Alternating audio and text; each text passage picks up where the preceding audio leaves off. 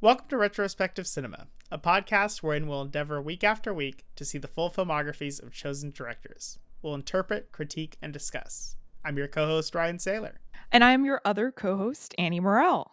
And today we will be wrapping up our discussion of Paul Thomas Anderson's filmography with One Battle After Another. It's in theaters right now, so here's a clip from the trailer.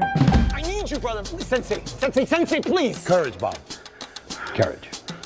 That's it. Courage. Yeah. Yes. Thank you. Hey, thank you, Sensei. Thank you, Sensei. Thank you. God damn it.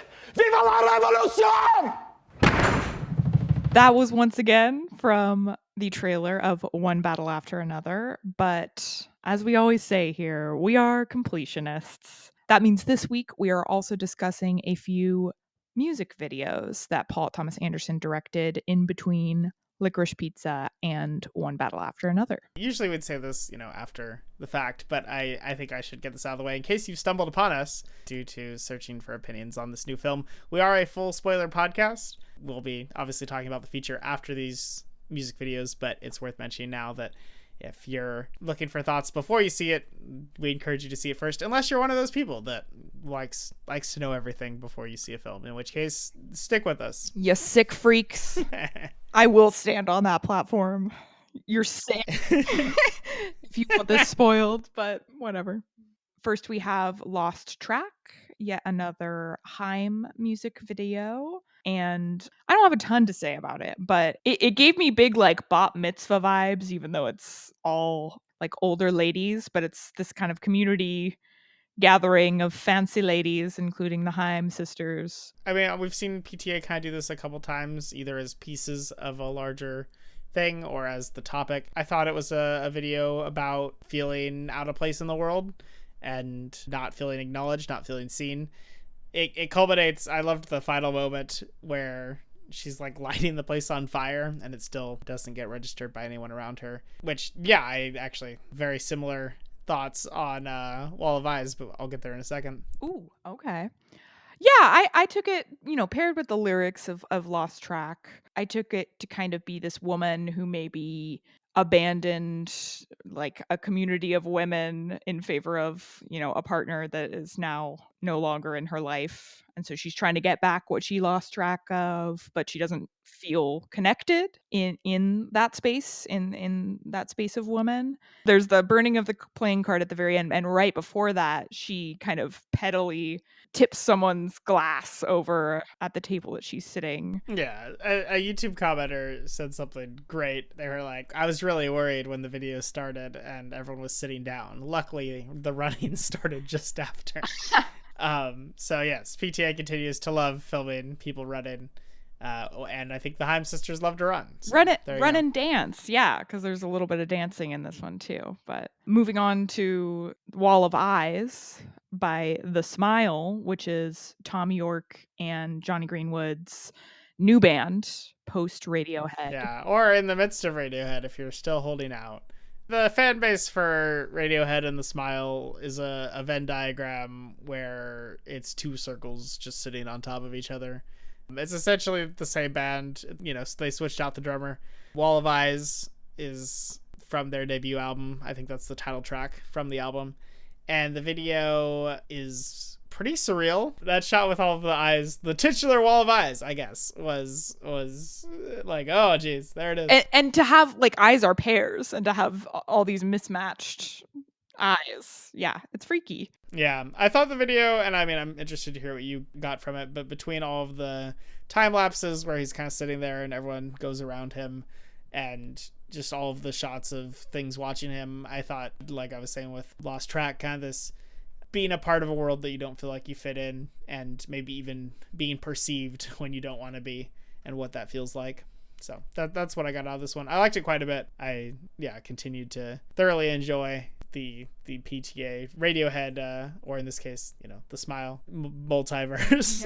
Collaborations. Yeah, I would agree with that interpretation. I mean, there's a lot of Tom York moving normal pace, and then kind of everyone around him speeding through life, not really interacting with him or noticing him. And there's a lot of shots in bars as well. The final sequences, a bunch of Tom Yorks having different kinds of drunk times, happy, sad, funny, all lined up at a bar together. And I liked the little flashes of color. I thought that was a nice touch. It's shot in almost exclusively black and white. Friend of a Friend was the other video filmed here. This is, I mean, there's not going to be much to analyze, but I thought this was great. They got all the permission slips signed from the parents and took a school classroom of kids into an auditorium, and they listened to middle-aged, dreamy, post-alternative something or other. The Smile's playing for these kids live, and you kind of get all their reactions. It's probably half real, half fake. Like, I assume some of the kids were told, like, oh, look this way for a second. But there are some great shots where it's filming the whole crowd, and you actually see different reactions to what's going on. Some kids are into the music, and some are just appalled. A lot of them are bored. Yeah, I mean, that makes sense. Yeah, it was cute. I enjoyed it. The kind of absurdity of it, of these two. Yeah, coming into the school, playing this type of music for young children. Yeah, it's not a young man's game, The Smile. No, but moving on to the main event. Yeah. One battle after another. When we were picking PTA, it worked out. We lined it all up so that we could talk about this film as it released. And it feels kind of surreal to be here. Inadvertently, we've been counting down across the weeks. And it felt very far away 10 weeks ago. And now we're here. And I feel like it was very exciting just for me. I don't know if you felt this. It felt like our whole initial plan for the podcast. We've done everything we initially said we would. So it was cool. Oh, absolutely. Yeah. Sitting in the theater and waiting for the movie to start was exciting in many ways. Definitely this finishing this part of the project being a big one. And it was really just 10 weeks of really hyping me up for, gosh, I hope this movie is good because this man has such an incredible filmography. And wouldn't it be a shame if we end with a clunker? Right. And luckily, not to give too much away right away, we didn't end with a clunker, in my opinion. No. This was fascinating. It's so, not that any of PTA's films were necessarily the same. Like, he's got a lot of variety across the films, but when we moved from, say, There Will Be Blood to The Master to Inherent Vice, like, we started to notice some patterns and things, and maybe we'll talk about a little bit of that here. But this just, to me, feels so new, and it's so exciting to see a director this far into his career just not resting and really making something special. So, and always making something that just feels right for the time when it comes out. I in my limited, I guess, experience of seeing Paul Thomas Anderson's films as they come out, which it's really just been 3, I guess. I think back to when Licorice Pizza came out, and 2021, we're still in the pandemic and things are rough, and yeah, we needed a fun little romance movie, quirky little romance movie back then, and man, we needed a battle cry, maybe, is what he's saying. I will totally get into it, obviously, but I actually undersold it last week. I got my years wrong. First film to be properly shown of his vision since 1961. Wow. There you go. One of the screenings was in Hollywood at the Tarantino-owned Vista Theater in Old Hollywood. And just sitting in this 100-year-old theater that's been restored and having them come up and tell us there's not trailers because nothing else is made in this film format. Once I stopped talking, this film started. It just, all of it was just so special, and I felt so privileged. We got a punch card. That was funny. I don't think there's anyone else to punch it, but it's it's a little business card. It says one format after another, and it lists the 6 different prestige formats you could see the film in. So I thought that was funny. I don't think I'll be seeing the film 6 times in theaters and collecting them all like Pokemon, but I do have my little punch card in case I decided to. At least see it in 70 millimeter, if only because I want to know what the like what you feel. Yeah, the big difference between VistaVision and 70 millimeter is it's just as wide as 70 millimeter, which is already very wide, but then you get more on the top and bottom of the frame. Because it's been shown in both formats, I assume PTA kind of must have planned shots accordingly. Not the first film where people have debated entirely how best to view it, but I'm sure it will join the list. Just briefly, I'll talk about my viewing experience. I didn't have the pleasure of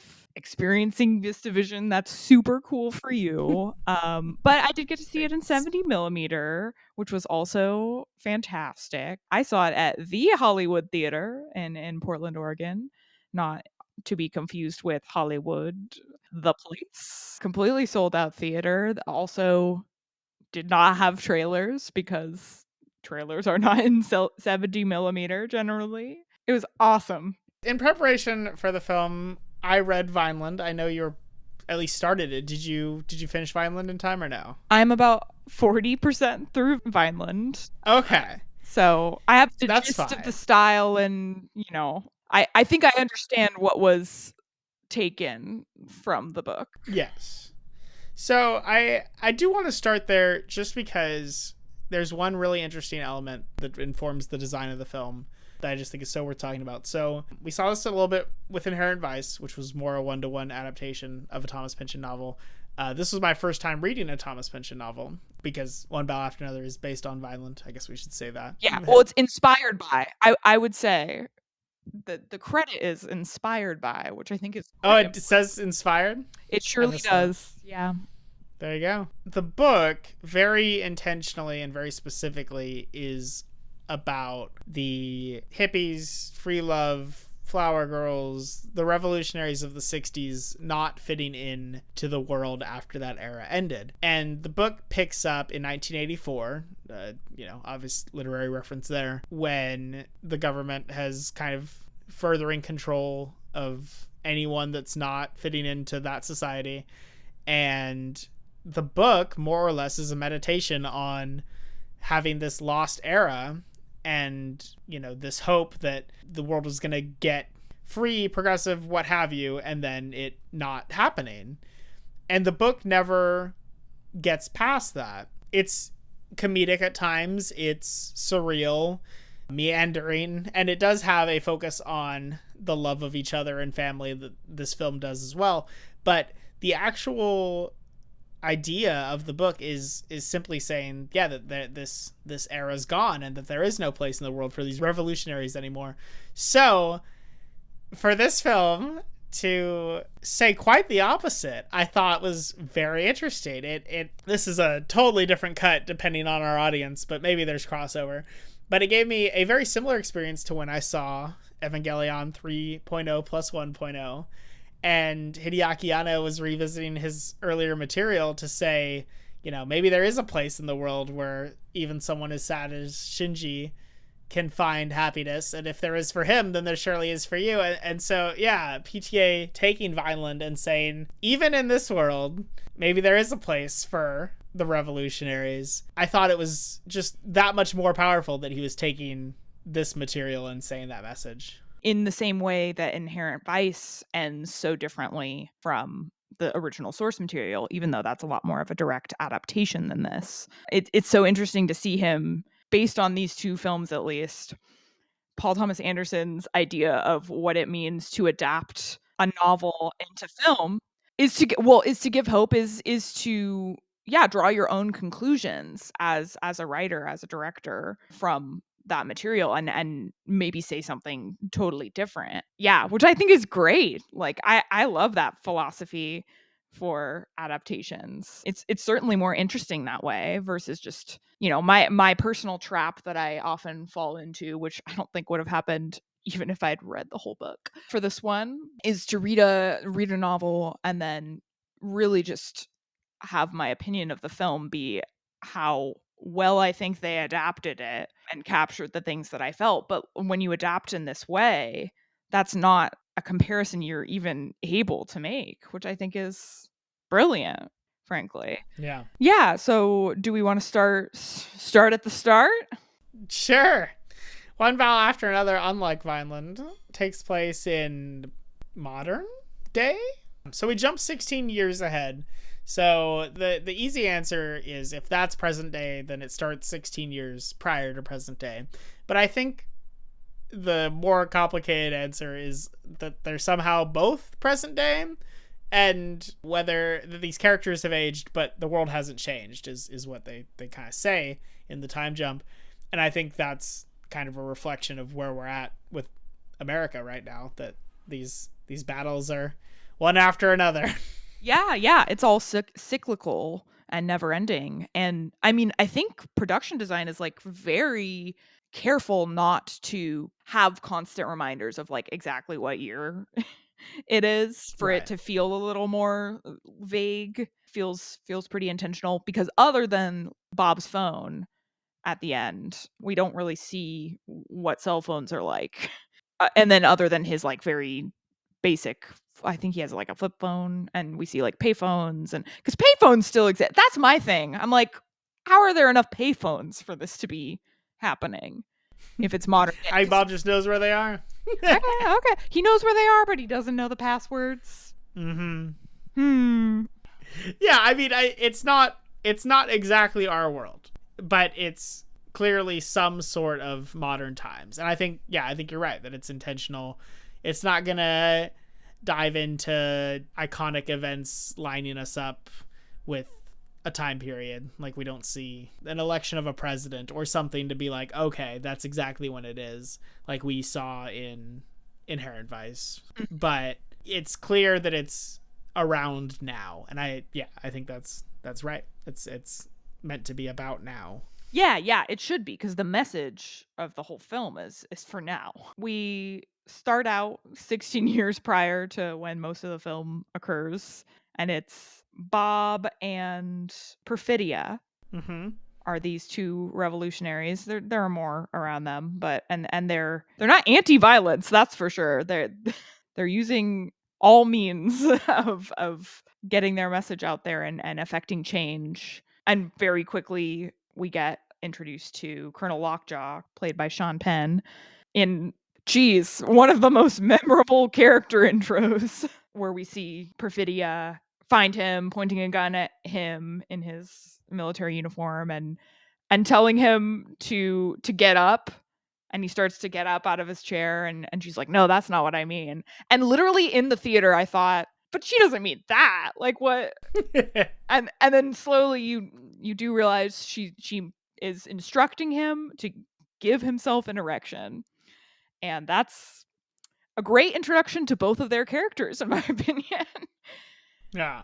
So I do want to say all of the names are changed from Vineland, but all of the new names have just as much meaning. I mean, Thomas Pynchon loves to throw in all kinds of little meaning to his names, at least based on the one book I've read. But Perfidia is a modification of a word I didn't know, but perfidy is a word that means deceitfulness or untrustworthiness. So I thought that was really fun. Mm-hmm. So immediately we see Perfidia weaponizing her sexuality, her sex in general. But I guess I have another question for you, because I'm not even sure how I fully feel about this. But why does Perfidia engage in sex with Lockjaw? So this is a big question from Vineland, and I only know that because while reading the book I was like, why is this character into this guy?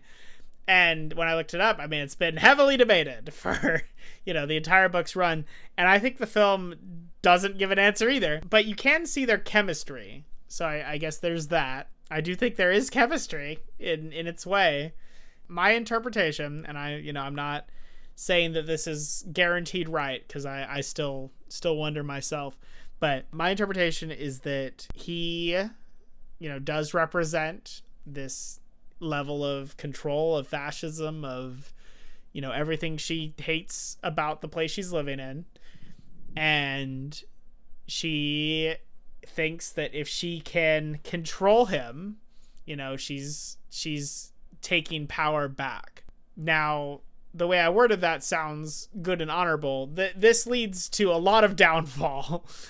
And there's obviously a cheating aspect here. Eventually we find out that her daughter is Lockjaw's. It's not her husband's. And a lot of people die because of this. So I think at the end of the day, she's just a very flawed person. And I think a lot of the characters in this are very flawed. And she is fighting back in every way she can. And one of the ways she chose to fight back was absolutely the wrong choice.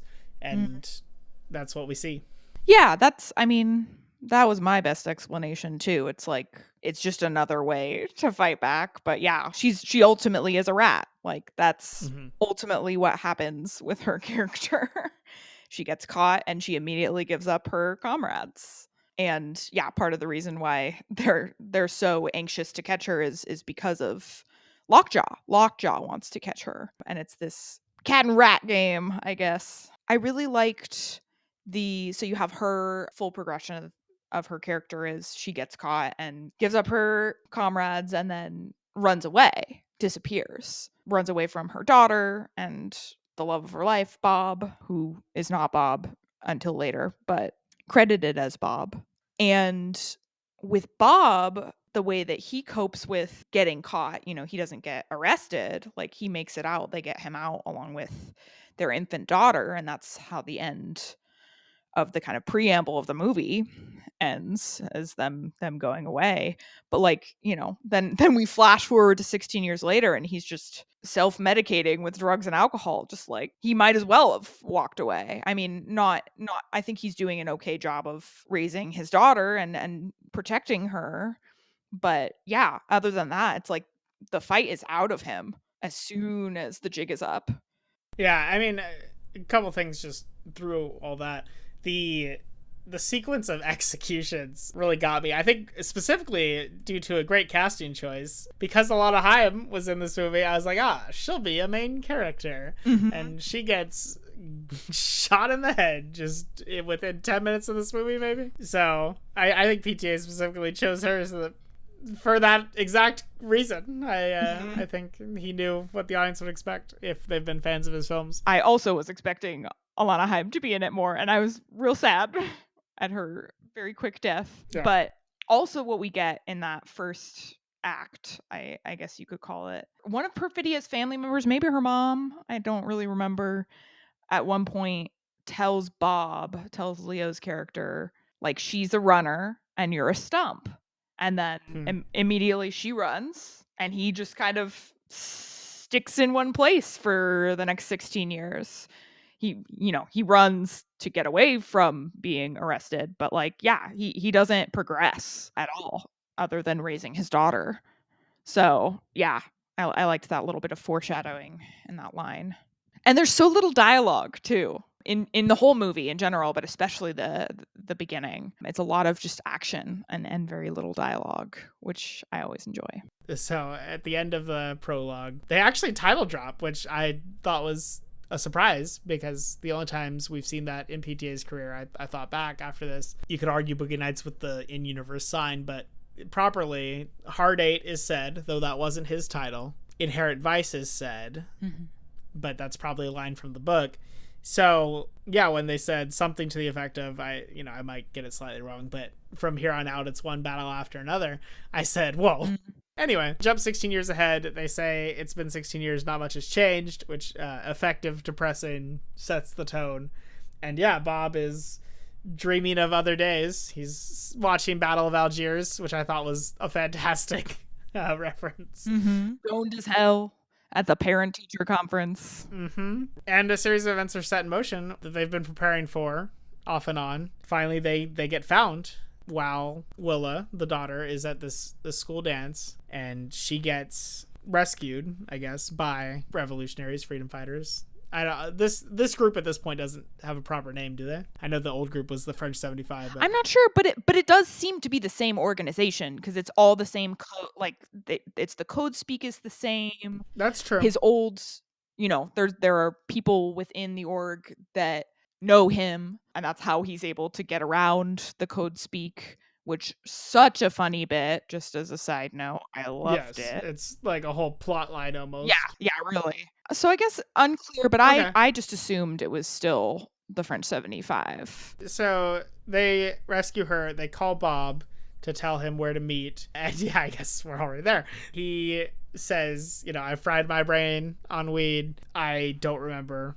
all of the code, and they refuse to give it to him. Yeah, so it's a series of phrases. A lot of it's lines from the song "The Revolution Will Not Be Televised," which finally plays in the credits, which I thought was fun. Yeah, Comrade Josh is the guy he's talking to mainly, and he is having none of it. And you get a little bit of the generational divide is very much there, because at one point Comrade Josh is like, I feel attacked, like you're invading my space. And Bob's like, how can I be invading your space? We are talking on the phone. Which, yes, so to me the film's main message, besides, our generation failed but the fight's still going, or, pick up the fight, or it's worth still fighting, is the way to go forward is to put aside the little squabbles and the infighting. And the way he shows that, I think we'll get some pushback.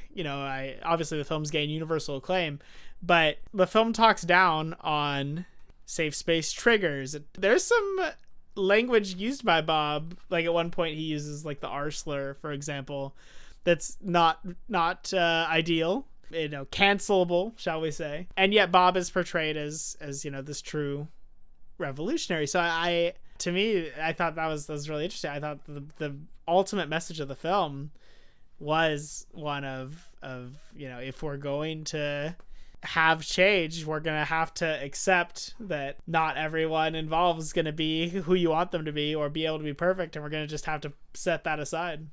I think I mostly agree with that. I think the two glimpses that we get for like sort of the current and future generation of revolutionaries is Comrade Josh and that whole violating my space bit, but then Willa at the end, jumping to the end, right, Bob's daughter, who at the end of the film has joined, unclear exactly what group, but some sort of revolutionary group, and she's going off and he says be safe and she says I won't. And those are our two representatives for the future. Like the future is in their hands, and I almost think it's even more precise than that, in that Comrade Josh is like millennial era, the ones who like squabble more over verbiage and rules and political correctness, and then Willa is Gen Z, Gen Alpha, somewhere in there, this generation that is really, we're not sure exactly what they're going to do, but something's different. Something's different about, the kids who have grown up on the internet fully. And yeah, I think to me the Willa being the final end, Willa going off and doing activism of some sort, I think, the kids are all right. It's kind of the message I took from that. And yeah, like maybe we don't need to squabble over these, social rules that we've set up for ourselves to the detriment of the greater goal, which I think is a great message. Yeah. I wholeheartedly agree. Yeah, the film is dedicated in the credits to his family, which I thought was great on a couple levels, because his kids are probably about the same age, and obviously his kids are mixed race. His wife's Maya Rudolph, that's come up before. Yeah, I wondered if some of what spoke to him, in choosing this material was him looking at where he's at and where his kids are at, and that's all just source, I guess, but I did see the similarities between the characters' ages and the races involved, and yeah. Speaking of race, we haven't talked about the Christmas Adventurers Club yet, which is the main motivation, or I guess what really speeds up Lockjaw's motivation for tracking down Bob and Willa, because he wants to be a part of the I'll say it again, Christmas Adventurers Club, which is just to me such clear it's these white men and it's their secret club where they worship Saint Nicholas, question No, mark. they say all hail Saint Nick a lot. The important thing is just they're white supremacists, and this film has a lot of comedy, don't get me wrong, but the most it goes into absurdity is just the film could not make white supremacists look any more like clowns. Yeah, I loved it. It's great. Yeah, it's the satire to point out the ridiculousness of white supremacist organizations. Like, yeah, I mean, think about it. In the real world, the KKK has grand wizards. What are we doing? It's one step away from Christmas Adventurers Club. Yeah, honestly. Yeah, which so funny and yeah, just biting satire. Exactly, I think the way that we need to be satirizing people like this, white supremacists, and because it's ridiculous, it's silly. Mm-hmm. And Lockjaw, in order to be a part of this organization, cannot have fraternized with a black woman, and Willa is potentially great evidence, and ultimately is, when we find out that she is indeed his daughter, the ultimate evidence that he has been mixing the blood, which is a big no for the Christmas Adventurers Club. The film does a great job of showing both what beautiful like unity amongst a shared people group can look like. There's this long sequence in the middle of the film where Sensei Sergio, a career high in my opinion for Benicio del Toro. Oh. I loved this performance. 2025 Benicio knocking it out of the park. Phoenician Scheme in this, I'm like, wow. Yeah, 2 career best performances, but yeah, I agree. So Sensei is in charge of this whole neighborhood, of this Latin American neighborhood, where he has like skateboarder scouts and, you know, this underground railroad-esque connected series of buildings, and this whole plan to move en masse like dozens of families. It's a very cool sequence. So Bob's there for all of it. He's kind of he has other things going on obviously, but it's all centered around this massive sequence following Sensei's endeavors, and successful endeavors to get all of these people out of there. And it's so cool. It's just a wonderful, wonderful part of the film. And the way that you compare this care for this community, this like long planning, and this teamwork, you compare that to something like the Christmas Adventurers Club, and yeah, you really start to get a full picture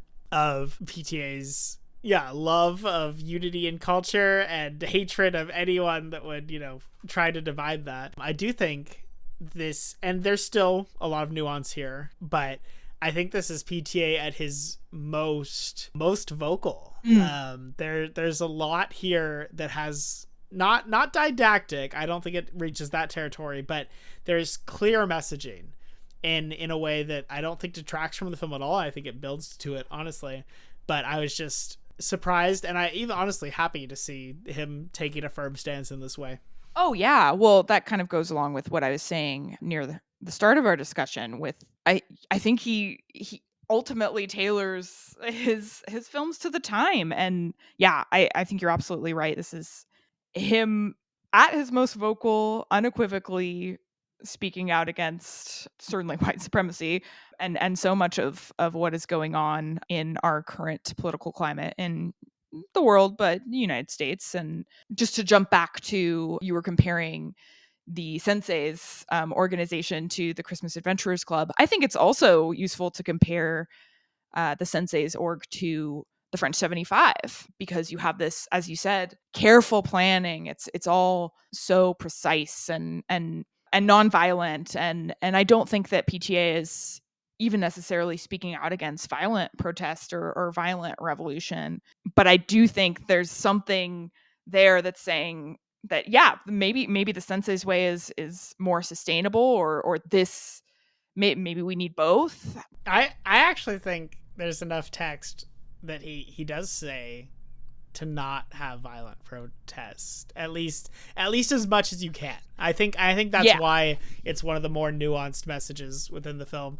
But yeah, we see that obviously a large element of what folds the organization in the past is Perfidia's betrayal, but yeah, we do see that the violence really puts them in harm's way very quickly. There's no coming back from it. And then because we get that, it's been 16 years, nothing has changed. I don't know. In reflection, I took that as kind of a condemnation of that. But yeah, I do agree that it's not explicit what his thoughts on all of that are. You think about where Perfidia ends up when she gets caught versus, when the sensei gets caught. What do they have on him? Kind of nothing. Right. They have that he drove away and that he threw trash. Yeah, he threw something. And then if they go back, they're not going to find anything because it was Bob. It was Bob that he literally threw out of his car. Awesome sequence. Again, the car, there are many like car sequences in this movie, and all of them are great. And I think, you see the sensei able to protect his community. Even if he does get arrested, like his community will be fine. And is this like, and in a way you could say the French 75 was the same way. It's like clearly the ones who got away survived, and a lot of them were still working within the organization, Regina Hall's character and the guy with the radio station. But ultimately it's just a lot more sustainable what the sensei is doing versus the more violent tendencies of the French 75. And yeah, it's affecting like immediate, maybe not change, but good for his community. Versus I think it would ironically take a lot longer for there to be like long-term change with the actions that we see the French 75 partaking in at the start of the film. So yeah, I think we get a good, I do agree that I think there is definite criticism of violent revolutionaries. Maybe violence is sometimes necessary is kind of the take that I had. So you brought up the car chases. There's a sequence toward the end of this film where a car chase is filmed in a way I've never seen before. And I've seen, a lot of car chases. Big Fast and Furious fan myself. I have, actually. And there's this long shot that is so effective, and it's actually what I was going to ask you about for the format you watched the film in. Did you get all three cars on your screen, top, middle, bottom? Well, see, this is the problem with me having to sit in the back row, because I think a tiny bit of the screen was lost at the top because of the design of this theater I was in, as under the overhang. Okay. Well, I'd be curious because one of my favorite shots in the film, I thought like it may, and again, I'm reflecting, so I'd have to see it again, but I thought it took up the whole frame, which I think you would lose some of it in other formats. But you have, so Willa's driving and she knows she's being chased, and you see her coming over these hills, and then eventually you see this assassin coming over the hill, and you can see like the exact distance between their cars, which already is an incredible feat when you think about filming this, because both distances, which are miles apart, are in focus. So I don't even know, but anyway. And then the shot continues, it doesn't cut, and eventually you see Bob's car come over the hill, and like all three of these cars are spaced out, and it's one long static shot. And yet I was just on the edge of my seat. This film has some great techniques. I mean, we've talked about the long shots, because how could you not, across PTA's filmography. And yet, here again, he finds new ways to use them. There's so much handheld camera work also in this film, moving between halls. Yeah, the relentlessness of the film. I mean, obviously the title refers to it, but that is just so followed up in the design between both the cinematography and the score, which is absurd. Johnny Greenwood slaps his hand on the keyboard for 2 hours. Occasionally there's a drummer. It is a relentless movie, and there's so much cool new stuff going on. If you've ever driven in the middle of nowhere in a California desert, you've been on a road like this. Right. Of just Yeah. constant, never-ending rolling hills, and I think it's such a suspenseful scene. The way that it's shot, the cars are disappearing as they go down the hills and then reappearing as they come up the next hill, and it's just, man, yeah. I've never seen a chase scene like it either, and yeah, I was gripped the whole time. And which also, that those disappearances foreshadow how our character is gonna win. Yeah. Which I thought was great too. Yes. Oh yeah. Yeah. And oh my gosh. We haven't really talked about performances that much yet. I mean, Leo is great. I expected nothing less. I forget how much comedy chops he has because he's very funny in this movie too. But actress, it's her film debut, who plays Willa. Chase Infinity, which is the greatest name ever. It does sound vaguely sponsored to me, but I agree. It sounds like it could be a new credit card, but no, don't ruin this for me. I'm so sorry, but it is a great. I mean, Chase Infinity and that Infinity chase scene. I don't know. There's something there. Okay. Chase Infinity, I think, one of my very favorite moments of the film, and a film that, yeah, does feel so heightened during so much of it. She has this clever idea after, oh my gosh, just fighting like hell to get into this car, and she's both zip tied and handcuffed. And yes, the one guy does help her get out of handcuffs, but man, she manages to get into his car, get the keys from his dead body and all of that. And then she eventually realizes, like, oh, I can stop his car. He's not going to be able to see where my car is at the bottom of this hill. And like, he of course rams straight into it, and that's how she's able to survive. And then she like stops in the ditch, shoots him when he gets out of the car because he's not dead from the car crash. And then once she shoots him, she screams. And it's like, yeah, like, this is a teenage girl who was just the other day thinking my dad is so crazy and paranoid, and now this is never gonna happen. Yeah. Yeah. Well, there's before this crime, before she finally lets herself lose control when she's safe. Yeah, so he gets out of the car and she starts yelling the code words. This is Green Acres, right. Beverly Hillbillies, Hooterville Junction. And he says, what? Because this is not one of her this is not an ally. This is not a comrade. And she says it again just to be sure. And then, yeah, just blows him away. She gives her dad the same treatment, which I think is just immediately her being shell-shocked, essentially. This is after not only has she gone through all of this like physical abuse, but she's found out that her dad's not her dad. And so, yeah, she says, who are you? And it's like, yeah, that's a very valid question. But ultimately, she concedes quickly enough, and they hug it out, and it's great. Yeah, I think she kind of wakes up, and then it's lovely, and he really is. You get the glimpse of like, whatever his faults may be, like, he is a good dad. I think he loves her, and maybe knew that there was a possibility that she wasn't even his. So I thought the hug was gonna just be the cut to credits. Yeah. But we get a pair of epilogues. One I like more than the other. So this point in the film, Lockjaw seemingly has died. The aforementioned assassin for this white supremacist group shoots him in the face with a shotgun, and Lockjaw looks very dead, and then he ends up walking away from this like Terminator. I think the point of it is to double down on this compare contrast, because we see him go back to his organization and they're like, yeah, you're in, you get this office, and there's no loyalty, there's nothing beautiful about it. And even the way they kill him is so uninvolved. It's just he goes in this room and gets gassed and he dies. Well, and he's disabled at that point, so I thought that was pretty pointed. Like, not only did he fraternize with the enemy, he's now a disabled, disfigured man, and that's not the type of person to be in the Christmas Adventurers Club. And that is contrasted with a scene I do like, and I'll get back to maybe why I came around on it, but in the theaters I was like, eh. Anyway, we get Willa talking to her dad, and he finally lets it all be, and he gives her this letter that her mom wrote her, and she reads it and accepts kind of all of it, because she's heard all about her mom from 10 different people at this point in the film.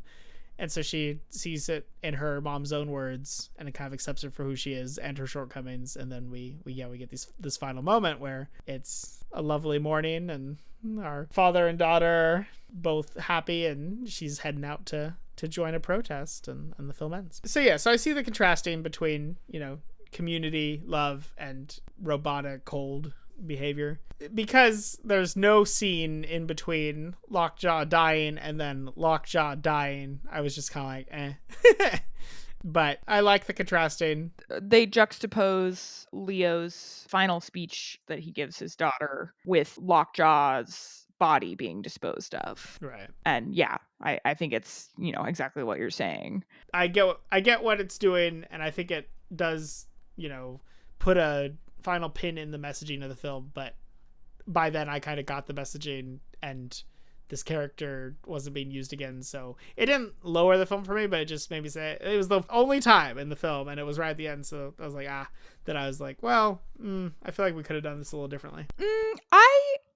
I like that it's there, and I think to me it's just like, I personally wanted to see this man get. I wanted Lockjaw to have a bad time because he is an awful person throughout the film, and he so awful to his own flesh and blood. And so I don't know. I didn't mind the payback at the end. Fair enough. And for him to think that he's getting what he wants for a little bit, and that even if he's disabled for the rest of his life, at least he gets to be in the special boys club. I think if he dies the first time, he dies thinking that his cruelty was worth it. Okay, that's fair. And I guess the one thing that does add as far as messaging is it's just, making sure the audience knows, like, yes, at this single moment, we're seeing this resurgence of these kind of people, whether that's white supremacy, whether that's just general cruelty and hatred, but the end game of that is so unsustainable. And if you're participating, you're in the tigers are gonna eat your face club, whether you know it or not. So I think maybe if it's more for the audience than the in universe, then I can accept it more. Okay. The thing that I thought of, and I was like, oh, this will be either my like opener or ender of the Letterboxd review that I will write 7 months from now. Okay. Which is, the revolution may not be televised, but I think it might be happening in theaters. Because geez, yeah, I mean, I don't know. I think it's dictating something to the populace. I felt charged by it personally. And there's too much. What I will say is this.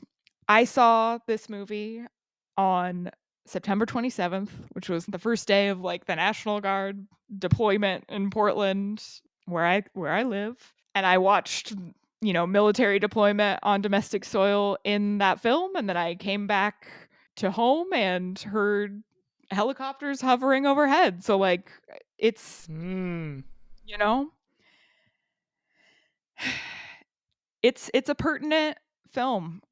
It's an important film. Go see it. I think it's going to be a really important work that hopefully transcends just the joy of film and performance and art. I wholeheartedly recommend it. Do you? Nah.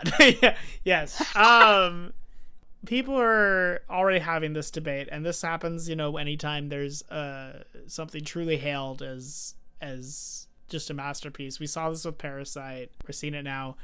Can this be something held in this regard when there's this much fun to it, when there's this much action, when there's this much humor? And I think that's a stupid argument, but I get it. It's can a message that, is this potent and relevant be delivered in universe by a man wearing a bathrobe that's high out of his mind, or out of universe? Can it be delivered by this film? And I would say absolutely. It's just been an incredible run, the whole filmography, no misses. And just when I thought, I'd kind of figured PTA out, something brand new. I honestly think 10 years from now, 20 years from now, whatever, this will be one of those films people say like, oh, you got to see that in theaters? Yeah, I adored this film easiest recommendation of my life.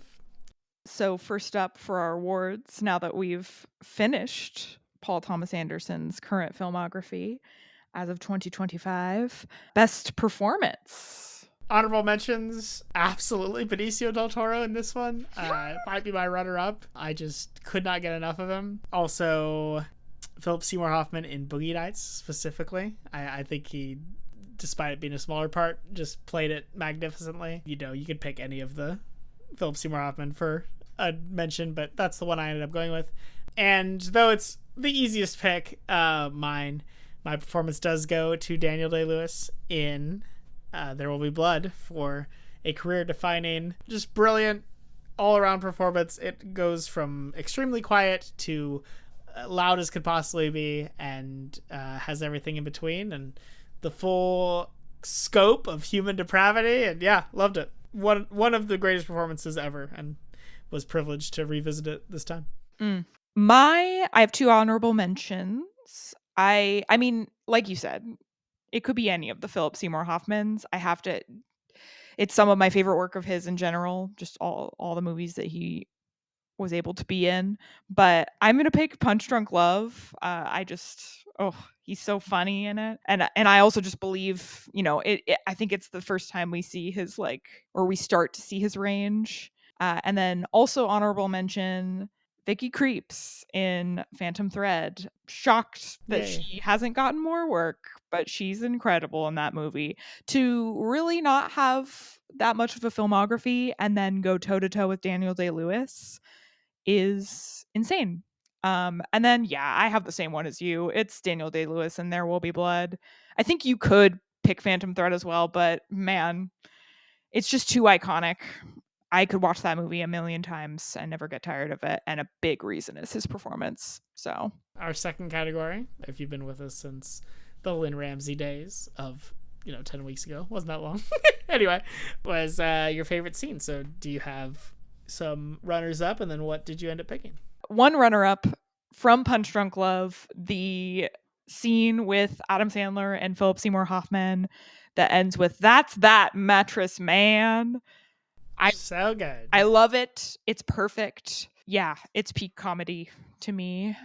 It's not in one of the feature films, but I think we can say that this is one scene. Just anima, awesome, so memorable. The choreography, so cool. Tom York, mad respect. Yeah, I'll say third runner up, hilly chase scene from One Battle After Another. That was so cool and different and awesome. And then I'm gonna say for favorite scene, I think just the end of Phantom Thread, where she's serving him the mushrooms and then it flashes back to New Year's and it's gorgeous and terrible, and I just that film is, I think, highly underrated. I don't know. I from One Battle After Another, I'll put in the honorable mentions the lengthy Sensei Sergio led section of the middle of the film. All of it, just the meticulous crafting is just incredible, and the score is incredible, and seeing Bob move in and out of this larger thing going on around him was just so good. Going all the way back even to a film I honestly wasn't even that high on, one of my favorite scenes was the craps table from Hard Eight. Philip Seymour Hoffman, Philip Seymour Hoffman eggs on the character of Sydney at this craps table, and it's great. Another one that I want to shout out is, there's so many moments from Punch Drunk Love, but I will pick the moment where he takes the crowbar across that guy's face. But my pick is going to go to the "Get Out of Here, Ghost, Get Out of Here, Demon" from... Whoa! What? I'm just shocked that this is your pick. That was a big whoa. From okay, I'm bad. No, it's just I love Paul Dano in this scene. I love it's one of the only times in the entire filmography where the camera feels genuinely scared, like in danger, I guess, beyond the simple what is being filmed. You have Dano like jumping up and down, and the camera can't quite keep with him, and there's just screaming, and it's so good. It's all in one shot too, so it feels appropriate for the filmography. That was shocking, but I support it. I think there's no way that scene is better than I Drink Your Milkshake, but I respect you. But yeah, and if you're thinking about it from a directorial lens, I get what you're saying. I mean, even without that, but I did think it felt appropriate. All right, lastly, do you have a picture? Best picture? This is, I hope, the hardest that this choice will ever be on this podcast, because this is an impossible task. It's so hard. I think I almost have to not include One Battle After Another because it's so recent. But I mean, are you saying it might be that? I'm saying that I think it rivals There Will Be Blood, which is like such a crazy thing to say, because that would great. I mean, I'm glad to hear you say it though. You know, we've gotten to judge the staying power of the rest of these movies a lot more than this one. So I am going to say There Will Be Blood, but a strong honorable mention, I think, which is so crazy, One Battle After Another. Yeah. What is your pick? Every 5 films, PTA changes the game. Get hyped for PTA 15. It's gonna be great. Yeah, it is There Will Be Blood. I'm very stingy. I'm one of those with my 10 out of 10s. Essentially, the category is, did it change my life? More or less. And There Will Be Blood is every rewatch, of which there are many, just reinforces that is a 10 out of 10 film. And then, I mean, my favorite performance and scene were both from it, so it wasn't as hard for me, but what a filmography.